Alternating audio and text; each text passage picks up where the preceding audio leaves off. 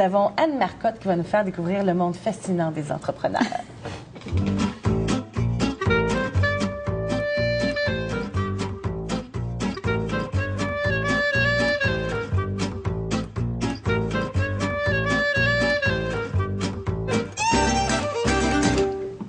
Je trouve ça intéressant, Anne, que tu amènes un sujet comme ça, parce que François parle beaucoup de psychologie en milieu de travail. Puis souvent, si tu t'en souviens, je dis, on pense souvent aux employés, mais les patrons, eux, ils en ont des sentiments, ils en ont aussi des défis, puis ils ont besoin de valorisation. Puis c'est comme, puisqu'ils nous paient, c'est pas grave, c'est nous autres les plus importants. Mais d'amener cet aspect-là, je trouve ça bien de savoir comment pense un entrepreneur, qu'est-ce qu'il ressent exactement. En fait, quand il y a un projet qui nous tient à cœur, on sait qu'entreprendre, c'est quand même pas toujours facile. Hein? Ça demande nécessairement des efforts. Donc, habituellement, quand on a un projet, la première chose qu'on va faire, c'est qu'on va commencer par y penser. Donc là, c'est vraiment notre côté vraiment cartésien. Après ça, on va le prendre, puis là, on va le diriger tranquillement vers le cœur, puis là, on va toucher ce que j'appelle, moi, les valeurs. Ce qui est important quand on entreprend puis qu'on touche vraiment nos valeurs, c'est là qu'on va devenir une personne qui est vraie puis qui est authentique. Parce que nos valeurs, ça permet de teinter notre projet à ce niveau-là. Après ça, on prend notre projet, puis là, il y en a qui vont le descendre un petit peu plus vite, là, mais moi, je l'arrête vers le cœur. Parce que le cœur, c'est les émotions. Puis dans un projet qui nous passionne, il faut y mettre des émotions. Puis souvent, les émotions ont souvent été critiquées en affaires. Mais moi, je demeure convaincue que l'émotion, ça donne beaucoup de valeur ajoutée. Puis je sais pas parce que je vais partir un sujet autre, là, mais est-ce que c'est en tant que femme que tu... Parce qu'on associe souvent émotion et femme en affaires. Oui, mais moi, je demeure convaincue que dans le monde des affaires, il y a des hommes, il y a des femmes, puis chacun doit apprendre de l'autre. Moi, je pense que la femme, ce qu'elle apporte beaucoup dans le monde des affaires, bien sûr, elle a son côté cartésien, mais elle a un côté qui est émotif. Sauf que c'est pas toujours facile de gérer ses émotions. Il faut apprendre à le faire. Je veux dire, moi, j'étais la première quand j'étais en affaires. Je travaillais beaucoup dans un milieu d'hommes. Puis j'ai développé des trucs pour essayer de gérer le tout. Mais le pire truc que j'avais développé, c'était d'essayer de les cacher, mes émotions. Puis je voulais plus à la fin les cacher parce que c'est un fardeau que je portais sur mes épaules de faire semblant. Puis quand on fait semblant, là, ben, on n'est pas vrai, puis on n'est pas authentique, puis ça contribue pas au succès. Donc les émotions, je pense que ça commence à prendre un peu plus de valeur dans le marché. Il y a même des livres maintenant qui s'appellent l'intelligence émotionnelle et tout ça, puis on commence à en comprendre vraiment toute la portée. Donc moi, je trouve que c'est un maillon qui est très important, puis il faut pas le sous-estimer. Et il faut même comprendre que ça peut donner de la valeur ajoutée. Mais un coup qu'on a pensé notre projet, on veut l'entreprendre, puis là, on l'a passé dans nos valeurs, puis là, on l'a passé vraiment dans le côté des émotions, puis là, on commence vraiment à visualiser. Qu'est-ce qui arrive? Bien, c'est soit il y en a qui vont arrêter parce qu'on a peur de perdre ce qu'on a déjà acquis, donc on veut peut-être pas trop le pousser.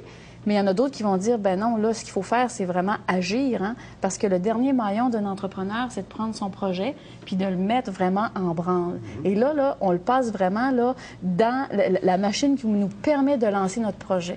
Est-ce que c'est possiblement l'étape la plus difficile? Moi, je dis que c'est une étape qui nous fait réaliser que là, on est sur le tremplin puis on va vraiment sauter. Parce que des idées, tout le monde en a. Tout le monde en a, mais de passer de l'idée à la concrétisation. Oui, et ça prend... Moi, je pense que ça prend beaucoup d'audace entrepreneuriale. Hein? De l'audace, là, quand on est entrepreneur, c'est pas d'avoir du front tout le tour de la tête.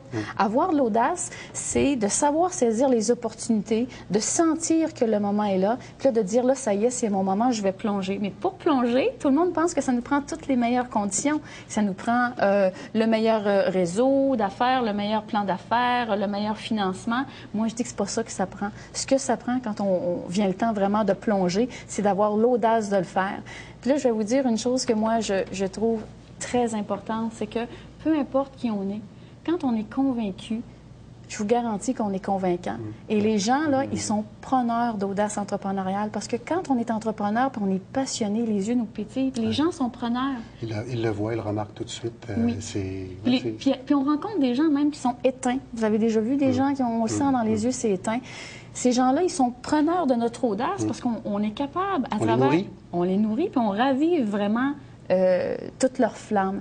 Et là, c'est là qu'on découvre que c'est une expérience, pour faire le lien avec l'argent, qui est hyper enrichissante.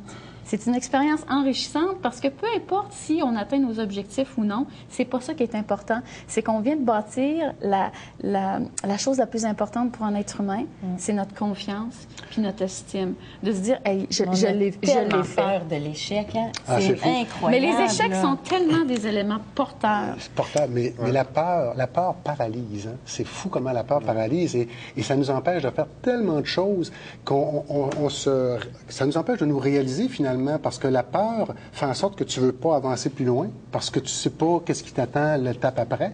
Alors que quand tu n'as plus cette peur-là, Ben c'est ça. C'est pour ça que beaucoup d'entrepreneurs qui ont connu beaucoup de succès sont partis en affaires dans un moment dans leur vie où est-ce qu'ils étaient en instinct de survie. Donc, il n'y avait rien à perdre, il y avait vraiment tout à gagner. Sauf que quand on regarde les modèles entrepreneuriaux, je trouve que trop souvent, ce qui est véhiculé, c'est le succès à la fin. Puis le succès, là, c'est plus accessible. C'est difficile. Comment je ferais, moi, aujourd'hui, pour m'identifier à Guy Laliberté? Je peux pas. Mais m'identifier à Guy Laliberté quand il était cracheur de feu à Baie-Saint-Paul, on comprend que c'est accessible.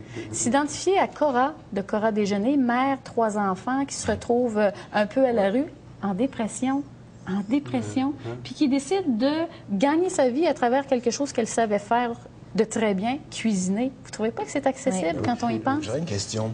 Si on considère ces gens-là, vis-à-vis de ceux qui ont étudié la gestion, etc., quelle est la perception que les uns peuvent avoir des autres? Moi, ce que je pense, c'est que je vois les entreprises comme une course à relais. Alors, chacun, dans le fond, qui ramasse le bâton, a des compétences qui font en sorte qu'on peut donner vraiment l'envol à l'entreprise. Moi, je suis convaincue que les entrepreneurs vont teinter vraiment l'entreprise, vont la démarrer, mais après ça, ça prend aussi des porteurs de dossiers.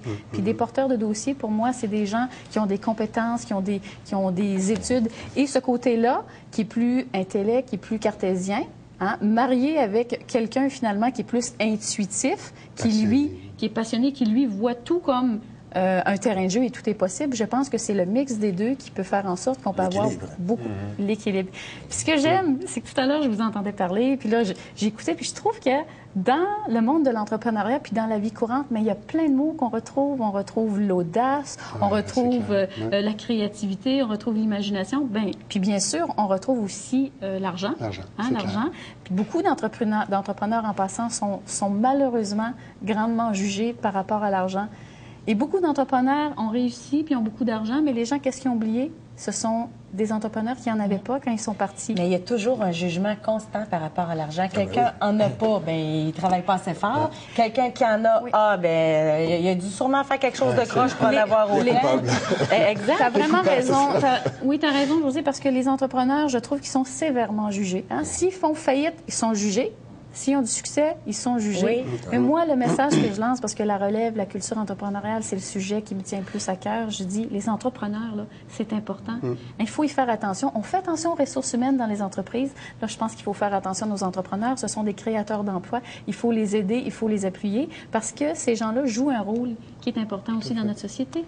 Quelqu'un qui se sent entrepreneur puis qui voudrait réaliser des projets, de là à choisir, par exemple, le projet qui va peut-être être le plus connecté à ce qui a intérêt à faire. Est-ce que tu aurais des suggestions à quelqu'un qui se sent entrepreneur, mais qui ne sait pas nécessairement dans quelle direction aller ou par rapport à quelque chose, justement, peut-être qu'il y aurait plus de chances de marcher? Moi, je me permettrais de dire que quand il ressent quelque chose, là, je crois qu'il faut quand même savoir écouter sa voix intérieure. Puis tout ce qu'on peut faire aujourd'hui, qu'on peut, dans le fond, ne pas remettre à demain, c'est déjà un pas qu'on va faire par en avant.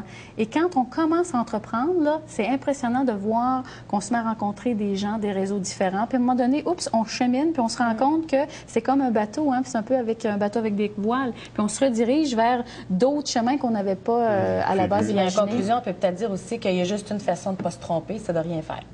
Donc, ça, c'est sûr. Il faut aller de l'avant puis il faut s'écouter. Mais entreprendre, c'est le bonheur. Oui. Je suis d'accord. Beaucoup, Anne Marcotte.